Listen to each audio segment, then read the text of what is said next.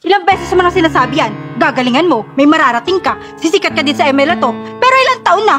Yeng, sinusubukan ko naman eh. Ilang taon na tayo nagtitiis, pero hanggang ngayon, yung pangarap mo, yung inuuna natin. Hindi mo ba nakikita? Yung sinasahod ko, kulang na kulang sa pangangailangan natin. Alam ko naman yun. Kala mo kasi hindi ka nakakasakit minsan eh, no? So anong gusto mong gawin ko? Sa tingin mo, yung pangarap mo, bitawan mo. Panaginip lang pala. Parang totoo yan ah. Ay buhay. Paano nga ba nagsimula ang isang puwego? Sa maliit na kwarto, puyat, dasal, o sa simpleng pangarap na mababago nito ang buhay ko. Mula sa cellphone na tiniplang para may pang livestream, mano-manong pag-iisip ng iko-content at patuloy na paggawa kahit wala pang nakakakita. At maniwala man kayo o hindi, pinilit kong magpursige. Pero paano kung ang pangarap mong inakala mong mag-aangat sa inyo, siya palang unti-unting nagpapabigat sa araw-araw nyo? Ang makitang nanghihina ang mga taong nagpapalakas sa'yo. Walang savings, walang backup.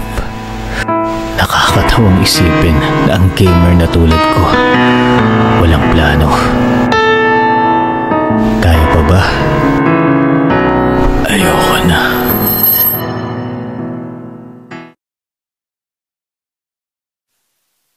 Pero naalala ko, hindi nga pala ako mag-isa. Sa bawat puyat mo, may mga tao na handang umalalay sa'yo.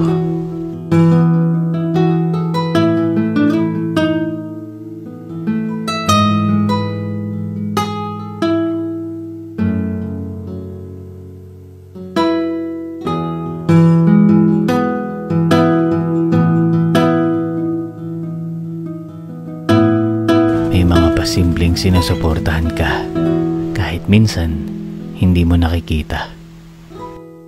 Tama bang sukuan ko ang pangarap na to?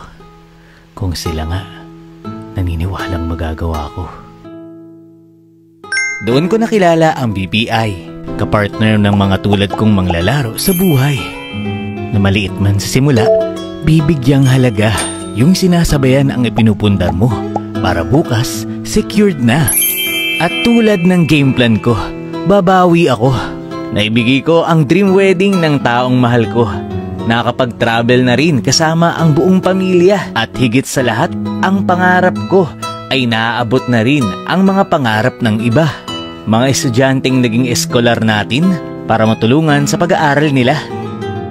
At makasama ang mga taong sumusuporta sa atin. Lahat yan kasama ang BPI. Ang pangarap hindi pala kailangan isuko. Epic?